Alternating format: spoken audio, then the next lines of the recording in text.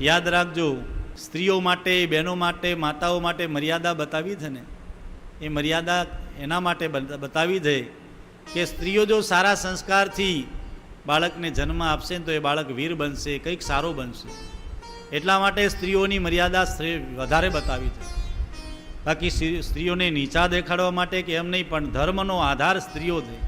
અને મારું પર્સનલ એવું માનવું છે, હું તો દર વખતે કહું છું અને એવું માનું છું દ્રઢપણે કે આ જગતની અંદર જો દુનિયા સારી રીતના ચાલતી હોય તો એક તો આજે પણ જગતમાં સાચા ભક્તો અને સાચા સંતો પડ્યા છે, અને બીજું આ જે પણ બહેનો માતાઓ ભજન કરે છે ને એનાથી આ દુનિયા સારી ચાલે છે. હા, બાકી આ દુનિયા આજે નહીં તો કાલે હતી નથી થઈ જાય. પણ બહેનો કેટલી સમયની વ્યસ્તતામાંથી પણ જો સમય ભજન માટે કાઢી લે અને ભજન કરે, દાન કરે, દીવડા ચડાવે, માળા કરે, કંઈક દાન કરે, કંઈક પુણ્ય કરે. એટલે માતાઓની બહેનોની જવાબદારી વધારે શાસ્ત્રોમાં બતાવી છે. મર્યાદા વિશેષ એટલે એમના માટે છે.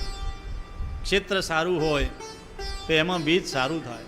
જનની જણ તો ભક્ત જણ, કા દાતા કા સુર, નહીં તો રેજે વાંજણી મત ગમાવીશ તારું.